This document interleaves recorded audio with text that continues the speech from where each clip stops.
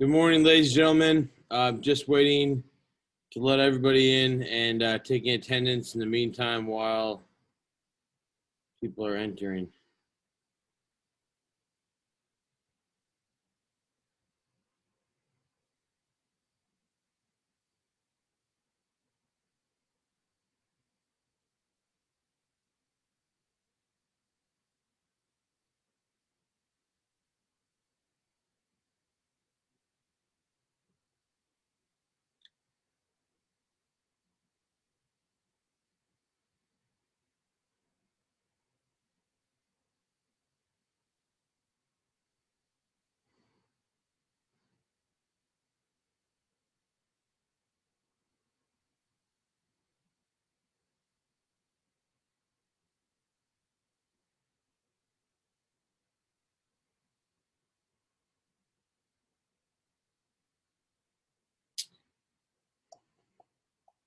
All right. We're at 20. We're still missing a handful of people, but I'm going to get going just for the sake of, again, trying to get you to use your time wisely. Everybody who was able to sign on yesterday, thank you. The Zoom, actually, my Canvas page was inoperable for some reason, so I had to reset some stuff, and it ended up working after that. Okay. We'll go over what you guys need to do for that here towards the end of the period. I'm gonna go ahead and start the screen share, and what I would like you to do is I'm going to go ahead and post a question, 2 questions, and I'd like to see if you could answer them. We maybe talked a little bit about them earlier this year, but where did civilization start in India, and what happened after that civilization ended or it went away? So think about these questions in the chat function. See if you can answer. We'll kind of give everyone 2 or 3 minutes to do this. Like I said, let me finish up attendance, and then we'll move from there. So go ahead, take a look at those 2 questions, see if you can answer them. If you did the reading, that obviously would help you, but if you pay attention in class, you might remember from a couple weeks ago also.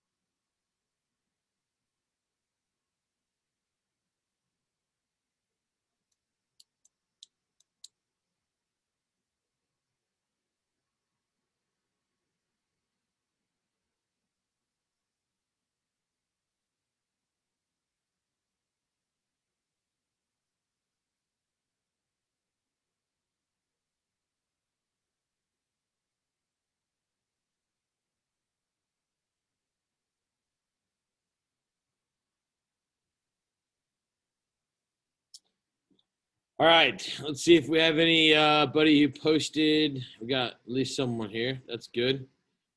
All right, civilization, according to Ethan, started in the Indus River Valley. Francesca, same thing. Excellent. That civilization vanished off the face of the earth, and we don't really know why. Natural disasters. There's been some weapons that have been found, but yes, you are correct. Okay. Good. All right. Today we're going to be taking notes. So you can, like I said, either just download this off of your Unit 7 module. Would look a little bit like this. Okay, where I go down to week 7, and you're going to see The intro, this is due by tomorrow, 10:59. This is the reading it comes from. And then this is the notes we're going to be using. So if you want to download those and print them, that's great. If you want to just take notes by hand off of what we're talking about here, I'd say that's probably your best bet. But you don't need to write everything down. Just write down what you think is important. Okay? All right. So if we are on the same page here, I'm going to go ahead and get our class started. Like I said, so we give you a little bit of time still to work on your intro if you need it. All right. So Ethan and Francesca did a good job here with civilization. Now, as time progressed, more people would wander down through the mountain passes and populate the Indian subcontinent. Today, the Indian subcontinent has over 1 billion people that live on it, okay? To put that in perspective, the United States has around 300 million. So, much, much, much more people. And I think most of you are smart enough to realize that more people means that they have to have more food, or they had more food in order to have that many people. Now, the history of India versus China and the United States and different African kingdoms is very different because they weren't particularly unified at that many different points in history. But 2 times they were, we're going to look are what we are going to look at today, the Maurya and the Gupta empires.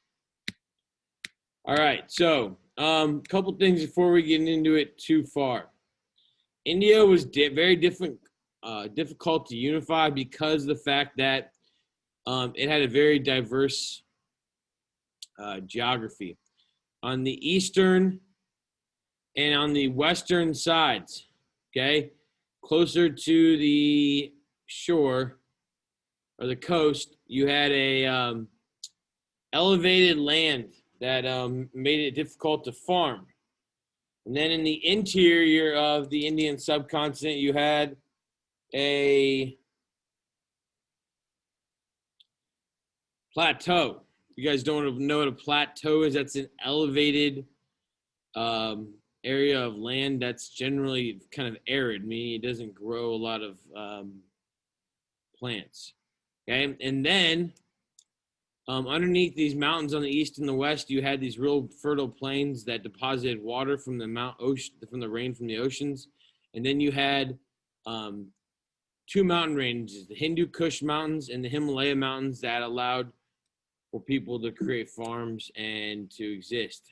Here I've got a picture to show you guys. So underneath these mountains, the Hindu Kush and the Himalaya, that's where the majority of people in India were and where they started to populate the earth. Now, it was a general and a Hindu prince, okay, by the name of Chandragupta Maurya. The names are going to be confusing, so you got to pay attention here to the names. Okay, he would be the first one, or the architect of the first empire in India. And the way that he used his army to conquer was because he had lost to Alexander the Great in battle.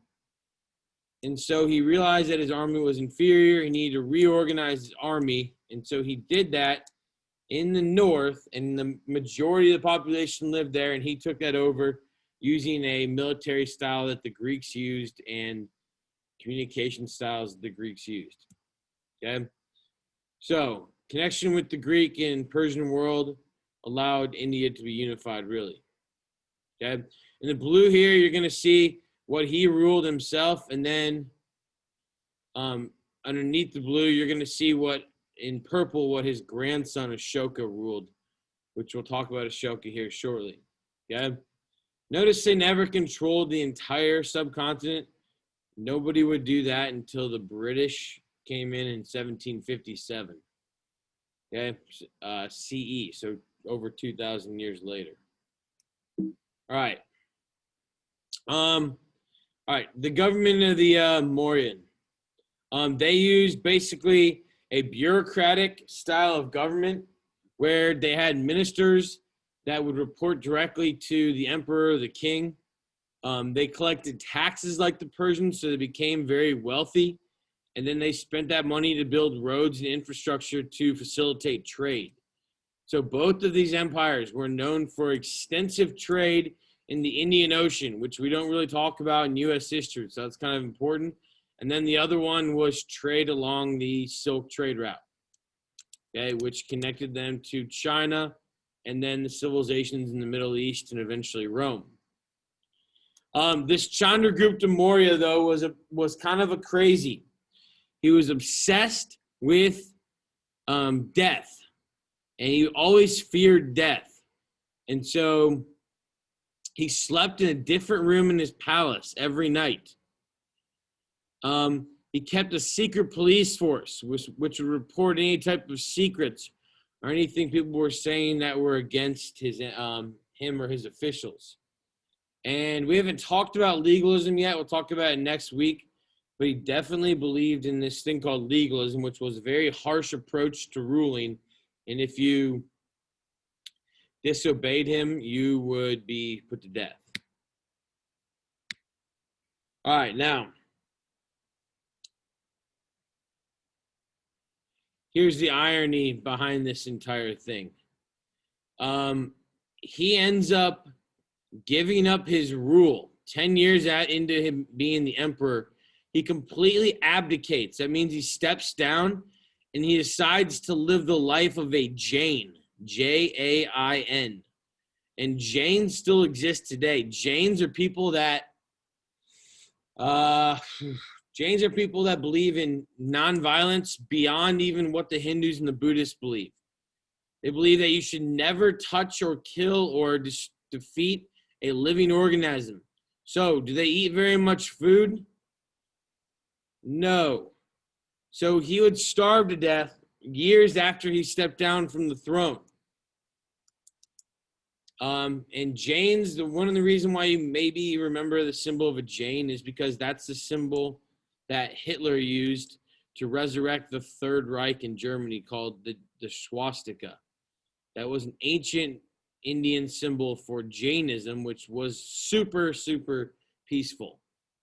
Hitler and the Third Reich totally butchered that. Okay, so here comes a guy by the name of Ashoka.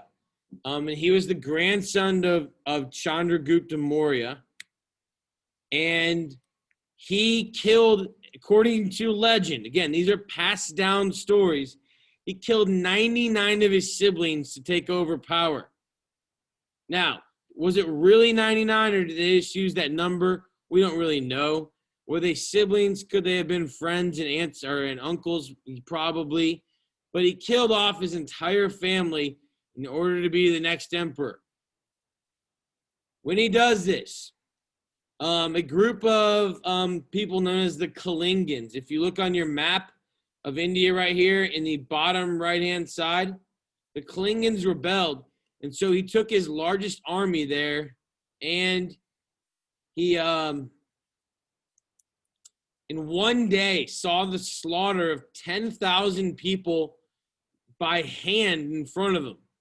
10,000 people died by hand in front of him. Now, I'm not talking about like machine guns or heavy bombing.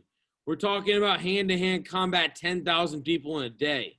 That is brutal.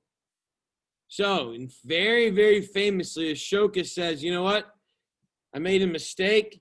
And he converts from Hinduism to Buddhism because of the passivity or the nonviolence associated with Hinduism. And with Buddhism.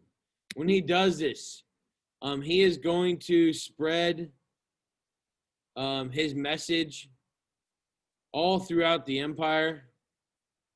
And he basically stops conquering other lands and just says, I'm going to welcome everybody, and we are going to be a peaceful people. Now,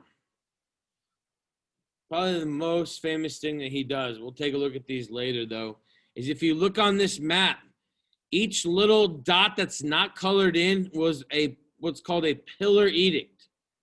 And then each little triangle looking shape was a rock edict. These were what we call stupas, or like large column-looking things where he would have his scribes put down his peaceful sayings. And there were things like, we believe that everybody is equal, or we believe that everyone should treat each other fairly.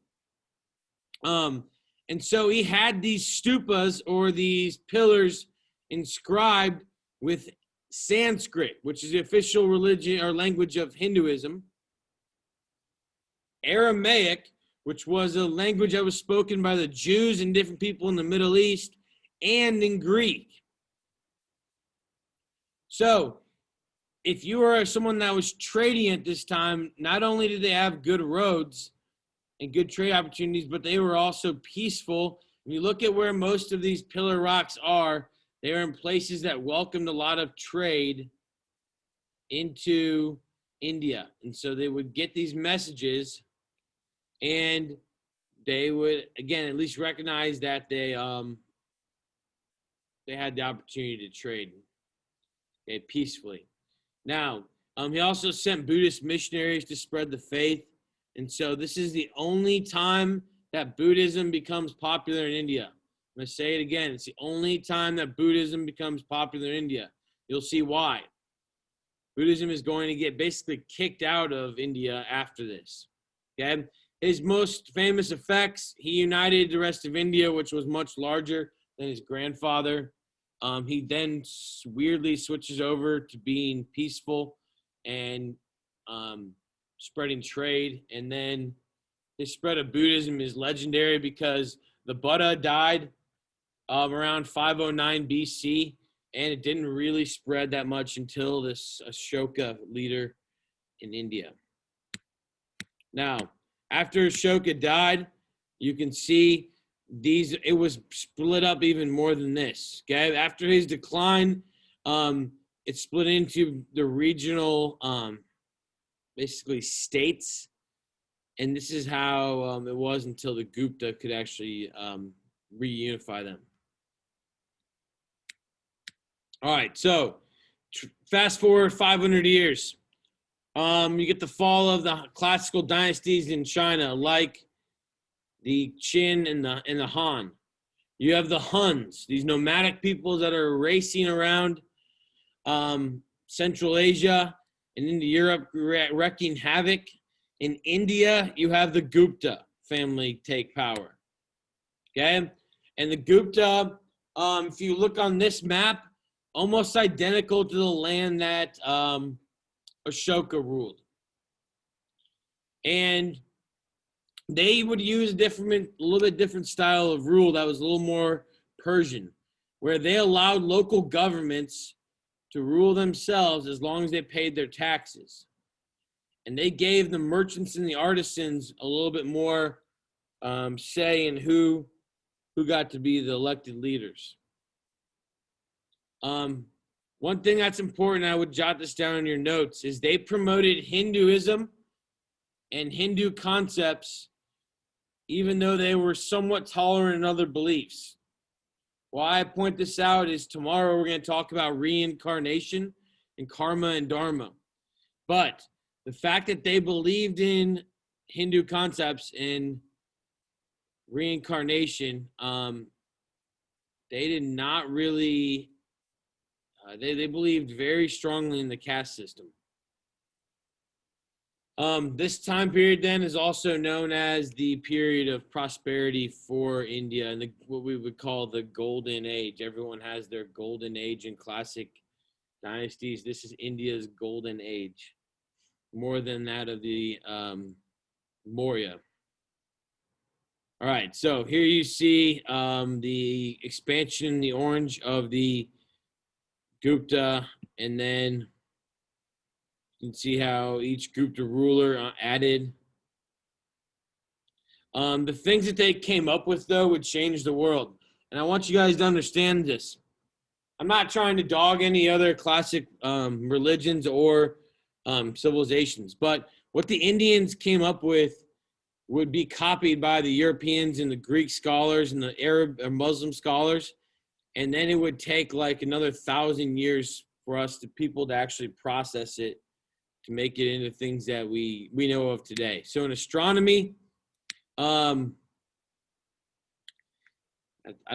not really astronomic, but the identification of certain plants and like medicinal plants, the Indians had, and they grew readily in the Indian subcontinent, which allowed them to understand like how to heal and how to perform surgeries. They figured out that the earth revolved around the sun. Holy cow. Most of you were told that Galileo and Copernicus figured that out in the 1400s in Europe.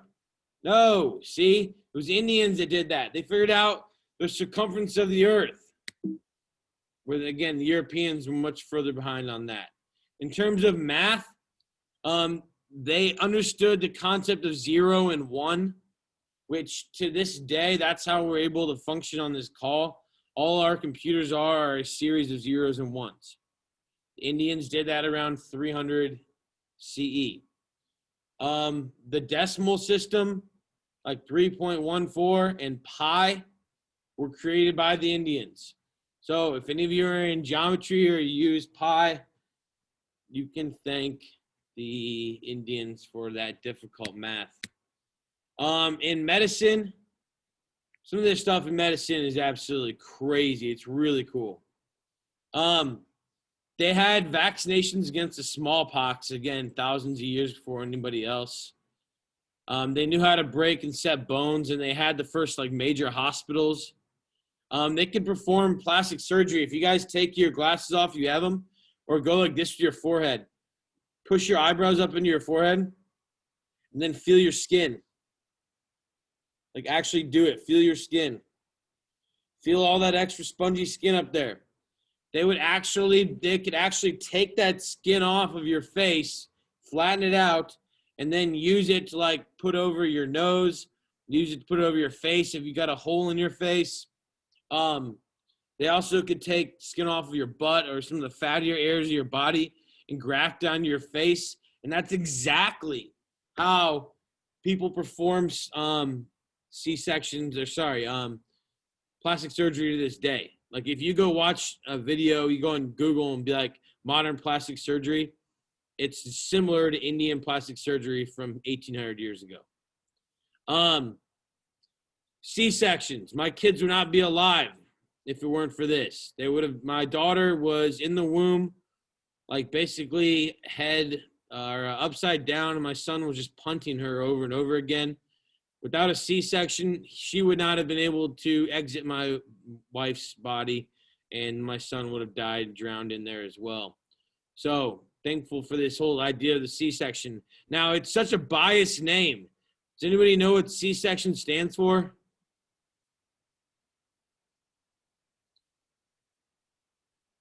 Anybody want to unmute and take a guess? C-section, what does it stand for? I don't know how to pronounce it, but like it's say or something. I don't know how to pronounce it though. You're close. Caesarean section. Yeah. And Caesarean section is named after Julius Caesar, person who is said to have really unified the Roman Empire. Okay. But there's our bias. The real creator of the C-section was the Indians way earlier. All right. Their trade at this time then became extremely famous. Look at the Silk Trade Route. It's kind of got the green lines mixed with the Sasanian Persians that were still left there after Alexander the Great. The green, light green on the upper left, you can see was the Alexander the Great's leftover territory. But then the Gupta, you can see, kind of connected China and facilitated a lot of different trade. Here you got some gold coins. Have you guys ever heard of Indian cotton before? Like luxurious dyed Indian cotton. We sleep on Indian cotton sheets at my house. We used to sleep on the cheap ones. And we did that for like 8 years when we was married. And then we decided, you know what? We had to go get like the 500 thread count ones that you pay way too much money for. Where do those come from? India. Okay, not from the United States. Our cotton is garbage compared to theirs. Okay, because they're able to grow it, and it's much softer. Here's a picture of the silk trade route. How many of you would like to carry goods and things along a mountainous pass like this? Most of you I'm looking at on camera wouldn't make it past this because you look like you just woke up. Or some of you don't even have your camera on. Shocking. Yeah, but I wanted you guys to see a picture of what the areas of the silk trade route look like in India. Look at the architecture that they built into the actual face of the mountain. Pretty neat. You can see very easily then also the columns, how they copied the Greek architecture all the way over in India.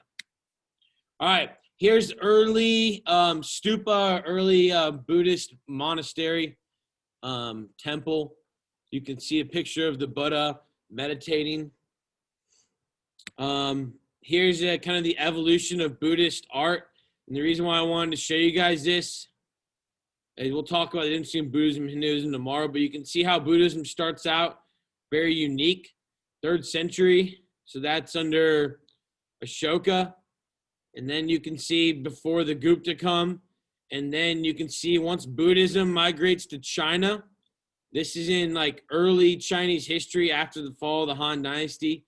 And then this is when the one on the right is when Buddhism migrates to Japan. And this is Buddhist architecture in Japan. You can see the difference.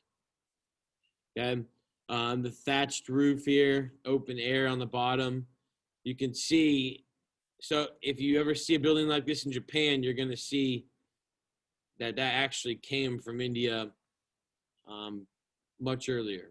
The other thing I wanted you to see was that this pagoda, if anyone has been to the Indianapolis Motor Speedway, right at the finish line, they've built a pagoda, which is a copy of the same Buddhist architecture. All right. The decline of the Gupta, they didn't last all that long, 200 years, and they were invaded by the Huns. And you can see on the red line, the Huns, and there was what the movie Milan just came out, a new one. I don't have 1699 in my back pocket, but I want to see that pretty bad. So you've got the Huns that invaded and ended civilization in China, India, Persia. The Byzantine Empire was saved, and they wreaked havoc in Rome as well. And so they couldn't really stop these famous soldiers. Also then, and it continued a tradition in India, is the princes that ruled over areas that were in the Brahmin caste didn't really want to give up power to a large empire. Okay, so that'd be the decline of the Gupta, and that will bring us to religions. I've got 8:30. I'm going to cut us off there just so that you guys have a little bit of time like I promised. You did a good job if you were paying attention. I'm just going to page through this. Try to. There we go. So if you weren't on the Zoom yesterday because of it, the fact that it was really hard to get to because my Skyward was messed up, you need to turn in your week 7 intro by 10:59 a.m. Here's the actual Word document right here. Again, you can handwrite on it if you have access to a printer. You can type on it. And then you turn it in here, and I've got 9 people that have submitted it so far. It's due by the end of period 3 tomorrow for your class. Okay? And then if you're curious, so don't ask me. You've already got it right here. The textbook reading is right here where it says week number 7 textbook reading. I don't know if you guys heard, but I think next week you're going to be able to come pick up a textbook. I made that available for you guys because they asked me if you'd want it or not, and I went ahead and figured that you guys would want access to one. So if you want to come pick one up next week, you can. Okay? All right, good people. That was 30 minutes or more. Thanks again. Make sure you get this done. That's it. Get your work done for your other classes and have all A's and B's and be proud of your work, okay? If you want to sign off, go ahead and do that now. If you have a question you want to stay on, go ahead and do that now. Have a great day, guys. Bye, Mr. B. Bye, Mr. B. See you, Mr. B.